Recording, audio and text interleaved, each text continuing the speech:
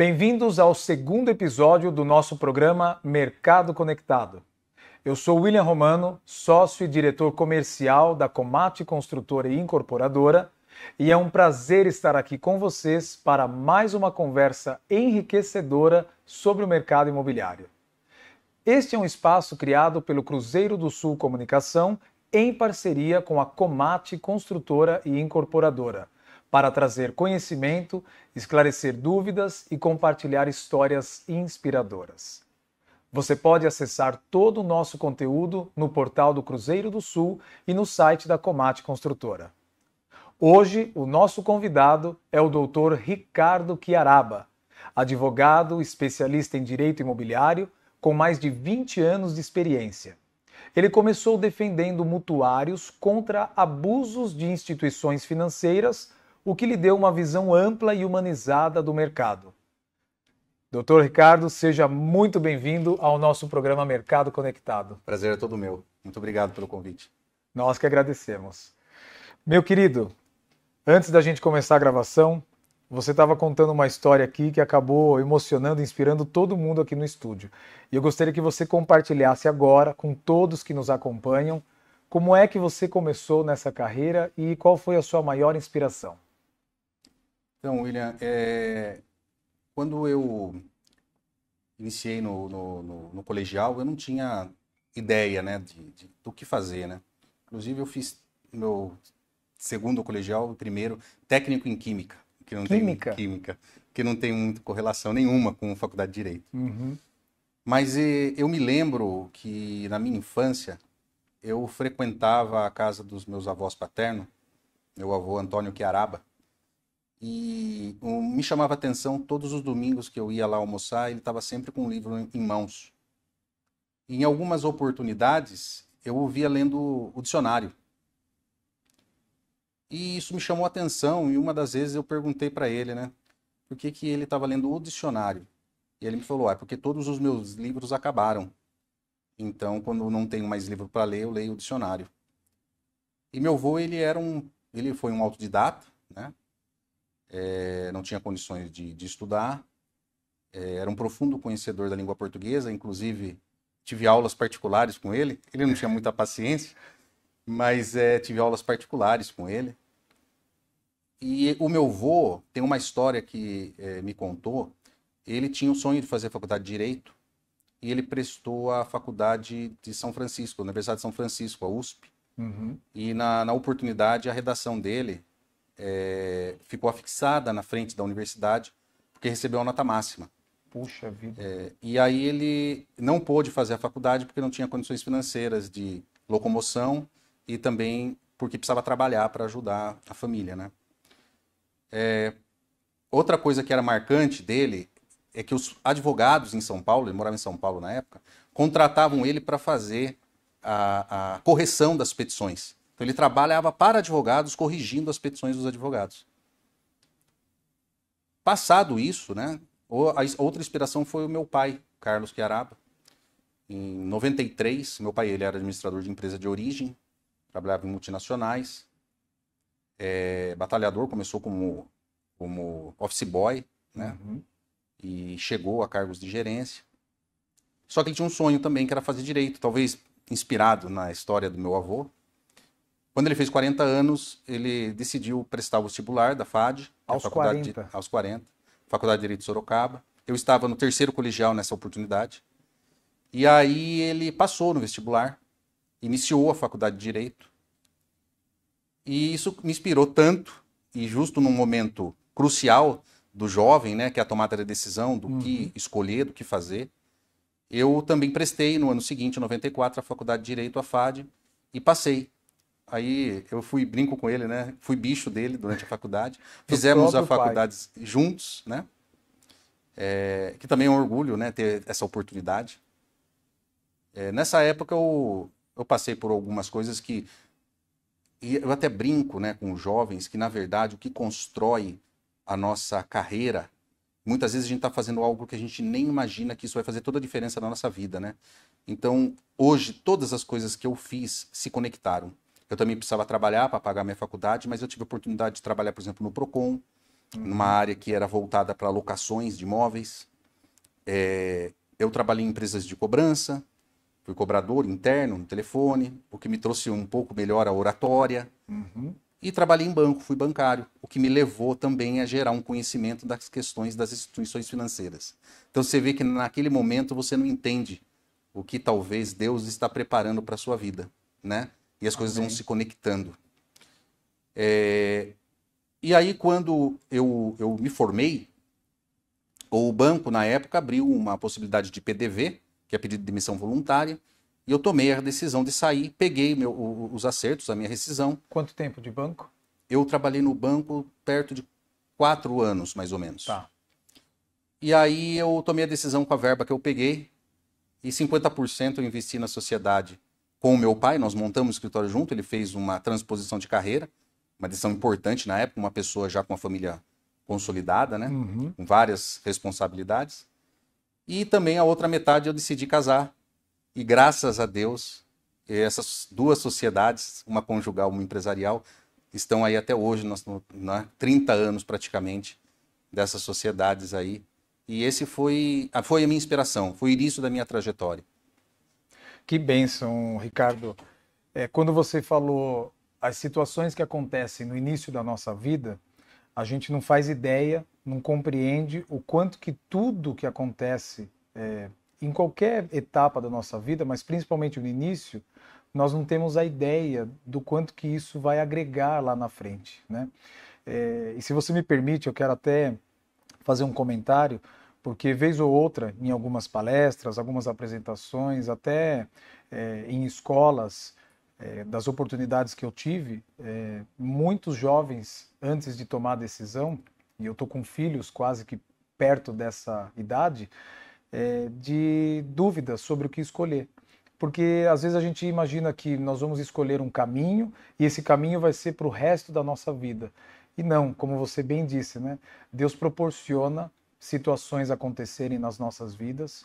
Nós cremos que Ele nos capacita e também tem a nossa parte de responsabilidade, de ir atrás, de trabalhar, de se empenhar, para que também todas essas questões vão sendo superadas e de repente vai culminar em algo que a gente nem imaginava lá atrás, né?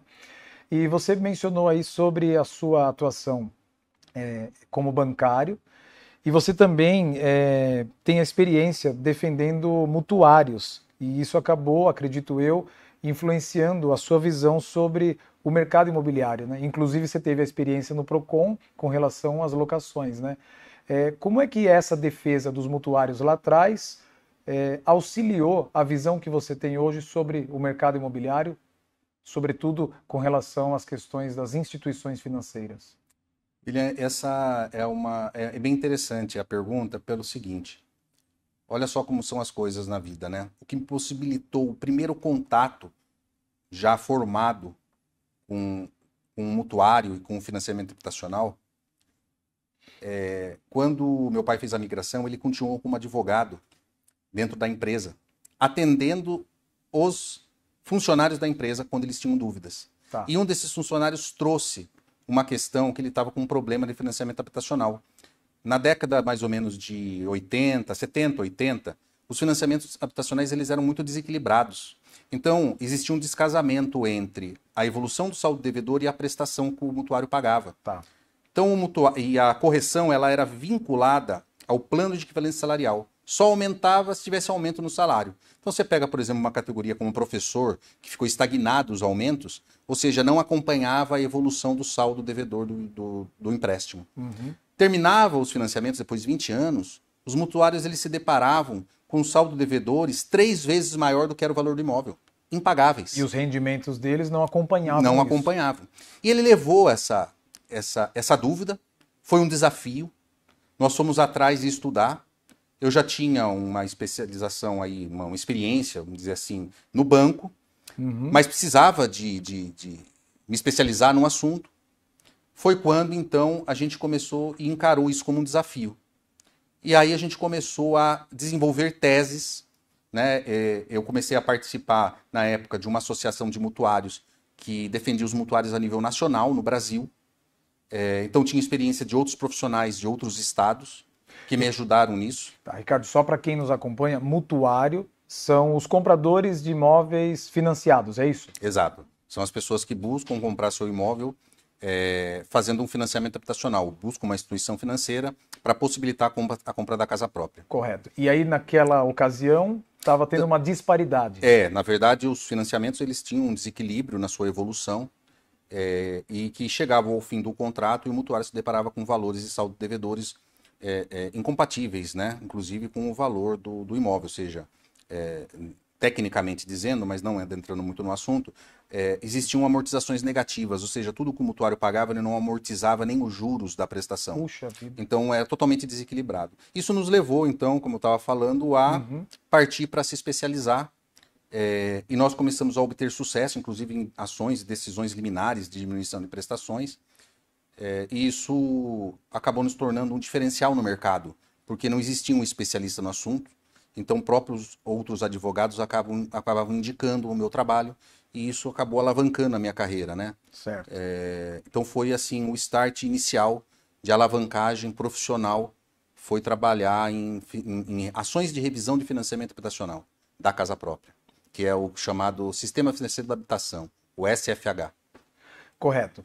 Então, essa defesa dos mutuários acabou ampliando a sua visão do mercado imobiliário para que você passasse a atuar com o seu escritório. Hoje você tem a sua própria empresa, como você mencionou, também na questão do direito imobiliário de quem está do outro lado da moeda.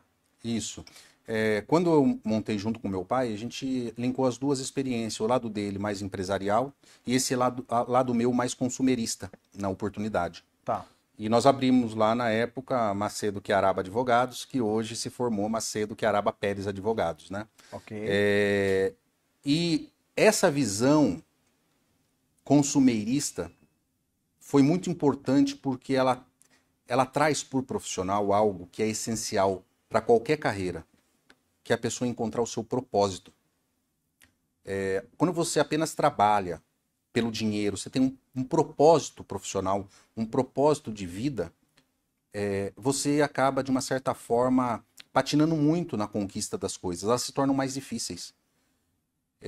Quando eu comecei a advogar para os mutuários, eu nem dormia às vezes à noite. Tamanho era a responsabilidade ao deitar na cama, pensando que aquela pessoa depositou em minhas mãos, como profissional, o maior sonho material do ser humano, que é a aquisição da casa própria. De um imóvel próprio.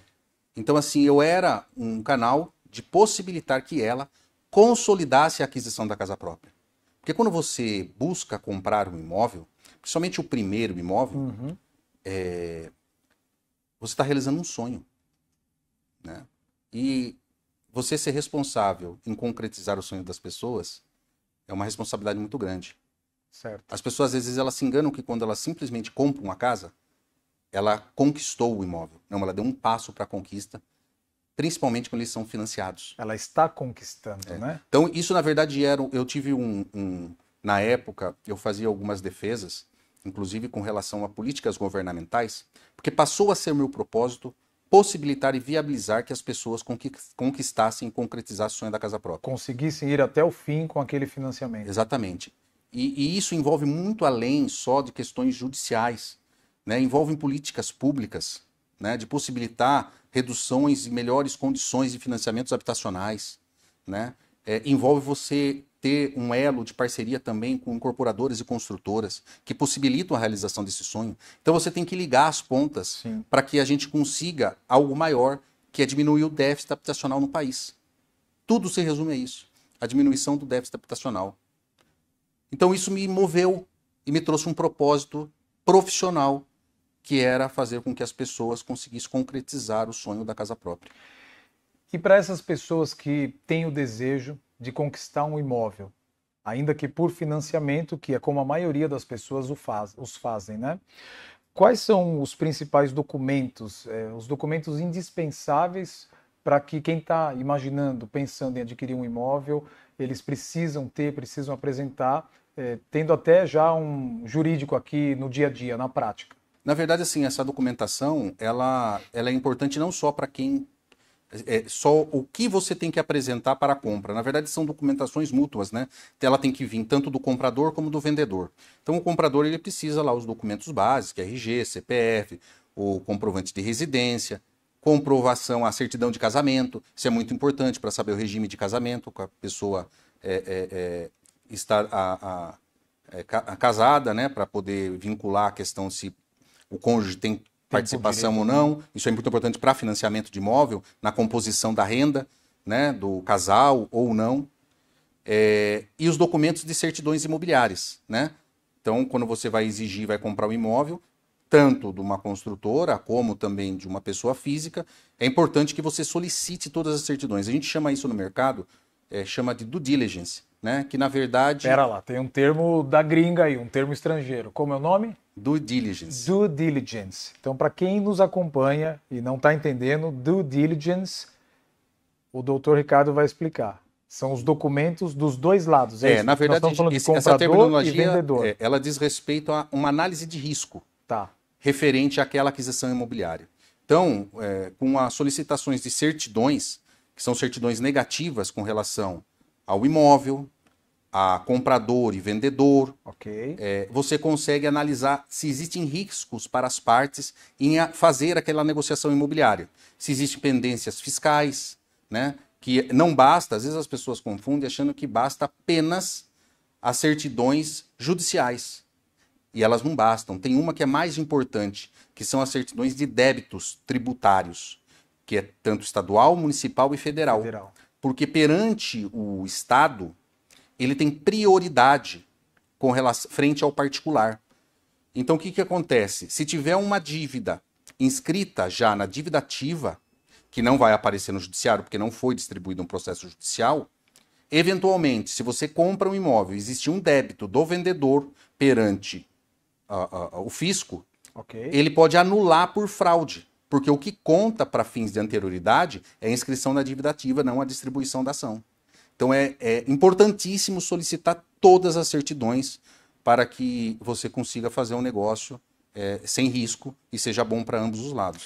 Entendi. Então, por exemplo, nesse caso, se uma empresa estiver, entre aspas, vou usar os meus termos aqui, agindo de má fé e ela tem uma dívida, ela deve algo em âmbito estadual, municipal ou federal, e ela está tentando passar um imóvel para um outro comprador, este comprador pode ter algum problema, ou até esta transação pode ser, vamos dizer assim, cancelada em virtude de já existir uma dívida anterior, é isso? Exatamente. Então é importante pedir todas as certidões. Isso não quer dizer que se apareça algum apontamento em alguma certidão, isso inviabilize o negócio, né?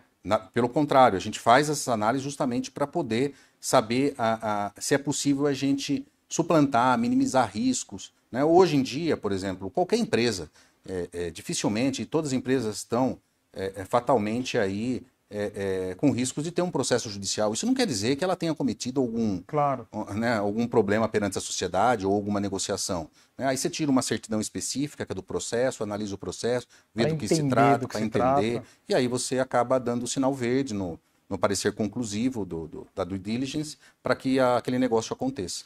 Até o termo, né, diligence, de diligência, é ser zeloso, não é isso? Exato. Ter um devido cuidado ao analisar ambas as documentações, né, tanto de quem compra quanto de quem está vendendo. Exato, e isso não é comum. A nossa cultura ainda não absorveu a retirada desse tipo de certidões e acaba muitas vezes passando por cima. E aí os problemas acontecem lá na frente, né? Que é como a gente escuta sobre nós todos, brasileiros, né? Vamos fazer rápido aqui, temos que ser mais prático, e muitas vezes a praticidade acaba te trazendo problemas. Inclusive, no dia a dia, né, nos termos corriqueiros, a gente ouve muitas pessoas falando, não, eu já assinei lá um compromisso de compra e venda, eu já assinei um contrato de compra e venda. Até esses dois documentos, tem diferença do termo? Se eu assino um compromisso, se eu assino um contrato, qual seria a diferença para quem está comprando um imóvel, se ele assina um compromisso de compra e venda ou se ele assina um contrato de compra e venda? A diferença, ela está justamente na terminologia, ela já explica muito, né? Uhum. O compromisso, você se compromissa em adquirir aquela unidade imobiliária. Não quer dizer que você comprou. Não quer dizer que você comprou. E aí entra muito essa questão uma das questões é justamente a due diligence, ela entra aí. Por quê? Vamos supor que as pessoas elas querem garantir o negócio. Então elas fazem um compromisso de compra e venda entre as partes e ali a gente coloca cláusulas resolutivas que caso exista algum impedimento que não viabilize a aquisição, o contrato é desfeito e aí pode ser colocar até sem ônus para as partes, se não houve culpa, e o negócio não se concretiza. Mas é sequencial, do compromisso vem um contrato depois, ou não? Pode ocorrer ou não necessariamente, Tá. né? Porque se for o caso, às vezes, num ato contínuo, já realizar uma escritura pública de compra e venda, não vai haver a necessidade. O contrato de compra e venda pura é quando você já fez todas as análises de risco, todas as documentações estão ok, tá tudo certinho, você faz o contrato que realmente é a venda do imóvel com a entrega da posse definitiva e partir posteriormente apenas para a outorga da escritura pública. Legal. Que diga de passagem, muitas pessoas não... isso acontece muito no escritório. Muitas pessoas acham que fazer a escritura pública basta. Já sou dono. Qual é a diferença? E só é dono quem registra. Espera lá, então nós estamos falando de documentações diferentes. Está falando de escritura e de matrícula. O que eu estou dizendo é o seguinte, você fez um contrato de compra e venda entre partes, Ok. foi até o cartório de notas, faz a escritura pública daquela compra e venda, Tá. você pega aquela escritura, você vai ter que pagar os tributos sobre aquilo, que é o ITBI, né? Aí você tem que levar isso ao registro de imóveis. Um cartório específico só da parte imobiliária. Exato. Aonde existe uma matrícula individualizada daquela unidade com um número, e ali você registra efetivamente a sua escritura, que passa a declarar que você é proprietário. Maravilha. A partir daí, você pode dizer que você é dono. Antes disso, você não pode dizer. Tanto é que, se, por exemplo, eu vendo um imóvel para você e para outra pessoa, quem é dono? Quem Quem registra primeiro. Mesmo eu tendo assinado uma escritura com você Data antes. anterior. Exatamente. Então tem que ser levado ao registro. E um outro problema que ocorre que as pessoas fazem é não levar a registro. O que acontece? Fica no nome do vendedor. Ou numa construtora, ou de uma pessoa física. E essa pessoa vem a ter problemas com dívidas que levam a uma penhora. E essas penhoras são registradas na matrícula de imóvel. Porque você não colocou ali que você realmente comprou o imóvel e passou a ser proprietário.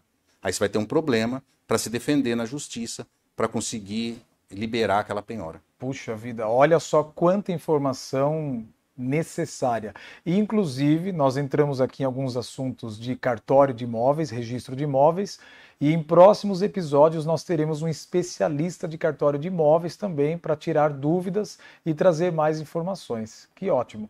A gente está falando de contrato. Obviamente, o contrário disso é um distrato. E na hora de um distrato, por exemplo, de compra e venda de imóvel na planta, o que acontece? Quais são as principais situações que um comprador precisa saber, Ricardo, antes de assinar um contrato? O que rola no distrato? Eu gosto muito dessa pergunta, até porque, particularmente, durante a evolução quando deu o boom imobiliário, né, das construtoras em começarem a vender imóveis na planta, não existia uma legislação própria que regulamentava essa questão dos distratos. E eu, como era muito atuante, na época eu estava participando como membro do Conselho Federal em Brasília, da OAB, numa comissão de direito imobiliário lá, e participava muito de audiências com ministros, né, do STJ e do STF, e tiveram 2 audiências públicas para discutir a criação de uma lei de distrato. Isso foi, salvo engano, em 2017, 2018. Tiveram 2 audiências, uma em cada ano, uma feita pelas construtoras e outra feita pelas instituições que defendiam os compradores, os consumidores. Ok. E eu participei das 2 e dali a gente criou a legislação que hoje regulamenta os distratos na compra de imóvel. Salvo engano, ela é de 2019, é isso? É. E aí o que acontece? Hoje não está pacificado isso, já está regulamentado. Então, O comprador ele tem que ter conhecimento que quando ele adquire um imóvel na planta, se ele descumprir com as obrigações, principalmente ficar inadimplente com os pagamentos, Tá. isso leva à resolução imediata do contrato. Resolução é O contrato se encerra, Se encerra. né?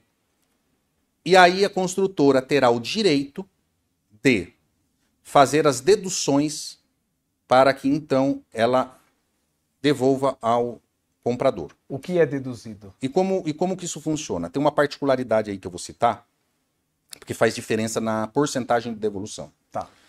Os empreendimentos, as incorporações imobiliárias, elas hoje, depois que teve os problemas lá com a falência da Incol, que é na época da década de 2000, lá perto de 2000, criou-se uma possibilidade de se blindar os empreendimentos, né? Inclusive com benefício fiscal, que a gente chama de RET, né? RET, para quem está nos acompanhando, é um regime especial de tributação, correto, Isso. doutor? Porque quando lançou a legislação, que é o patrimônio de afetação, resumindo, ele afeta o empreendimento. Então você faz a incorporação e registra como patrimônio de afetação. Então todo o dinheiro que os compradores adquirem daquele empreendimento, ele tem que ser administrado dentro do empreendimento. Qualquer dívida da construtora com outros empreendimentos não afeta aquele mesmo empreendimento. Perfeito. Por isso que é patrimônio de afetação. Isso é uma segurança para quem está comprando. Uma segurança imprescindível. Então, portanto, as pessoas que forem comprar imóveis têm que buscar construtoras que constroem os seus empreendimentos atrelado ao patrimônio de afetação. Correto. No começo não pegou muito essa legislação, e aí o legislador ele trouxe o benefício fiscal, né, de uma tributação mais acessível, para que então as construtoras começassem a utilizar desse patrimônio de afetação. E foi muito bom para o mercado. E por que isso faz diferença? Nessa legislação do distrato diz o seguinte: dos valores que você pagou, se você ficou inadimplente, resolve o seu contrato, o contrato é cancelado, e a construtora ela pode deduzir 100% da taxa de comissão de corretagem, desde que a construtora tenha pago o corretor, não o comprador tenha pago direto. Isso é uma diferença que se faz no contrato. Algumas construtoras usam ela pagando e em outras construtoras utilizam que esse valor é pago direto para o corretor. É o desmembramento da comissão. Se for o caso da construtora ter pago, ela pode reter 100% da comissão de corretagem e, estando afetado pelo patrimônio de afetação, 50% dos valores pagos. Ou seja, perde-se metade do que foi pago. Até mais, às vezes, né? Mas a lei tem uma especificidade nesse caso.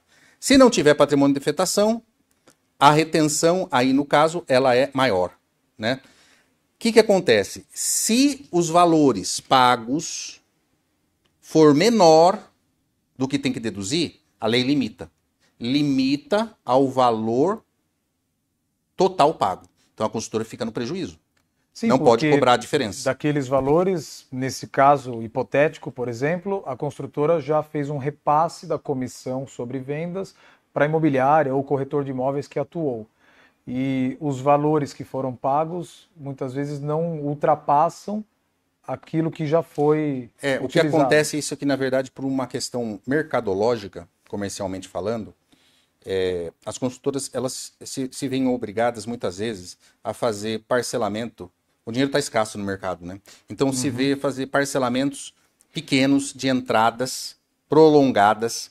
E muitas vezes, se a pessoa fica inadimplente lá na frente, o valor da somatória do que ela pagou não é suficiente para deduzir 100% da corretagem e nem mesmo o total das despesas que a construtora teve.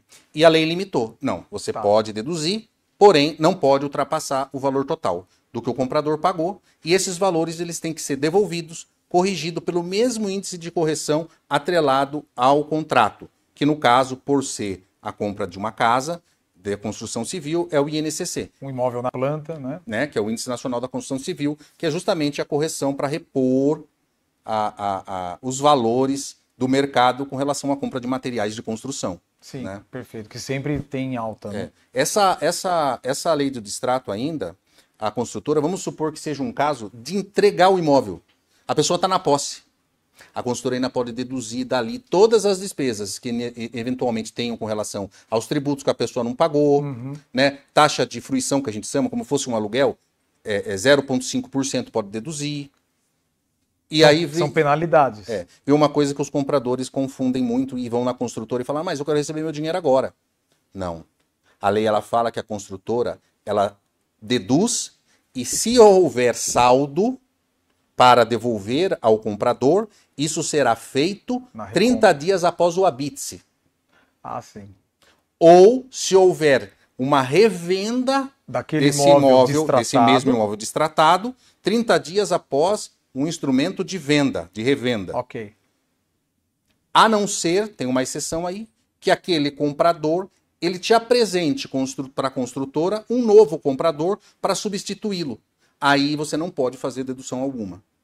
Você faz o quê? Uma cessão de direitos nesse caso. Exato. Fazendo uma transferência do contrato, vamos dizer. Exatamente. Assim. Lógico que, pelo crivo da construtora, ela vai analisar as questões socioeconômicas do novo comprador para ver se ela aprova ou não. Ok. Puxa, que maravilha. Está sendo bem elucidativo, bem esclarecedor.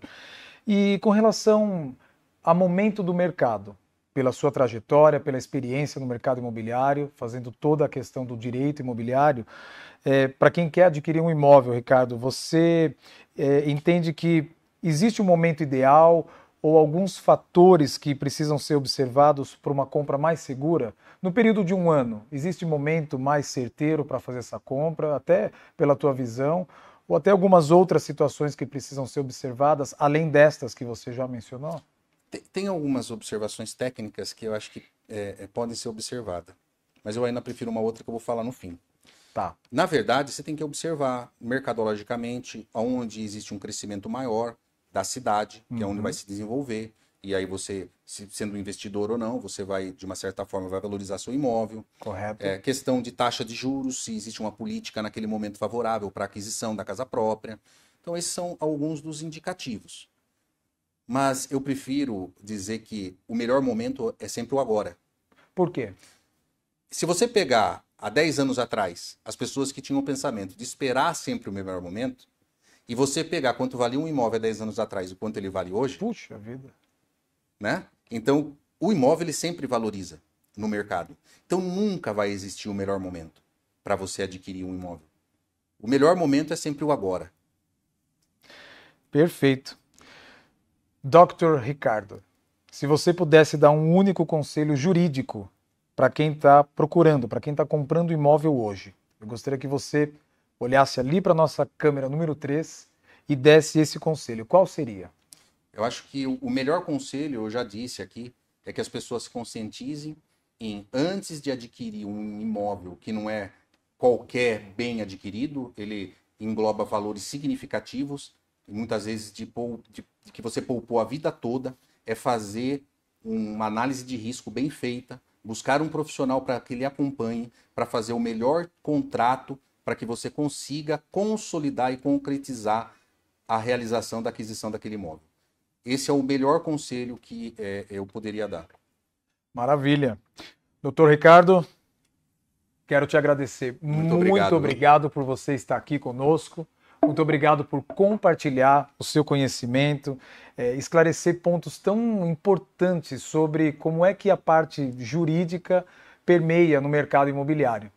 E para você que nos acompanhou até aqui, esse foi o segundo episódio do nosso programa Mercado Conectado. Ainda teremos muitas conversas enriquecedoras com especialistas do setor, então continue com a gente. Doutor Ricardo, mais uma vez, o nosso muito obrigado pela sua participação. Eu que agradeço. Obrigado. E não se esqueça, todo o conteúdo deste programa está disponível no portal do Cruzeiro do Sul Comunicação e no site da Comate Construtora. Nos vemos no próximo episódio. Um grande abraço a todos, que Deus nos abençoe e até lá!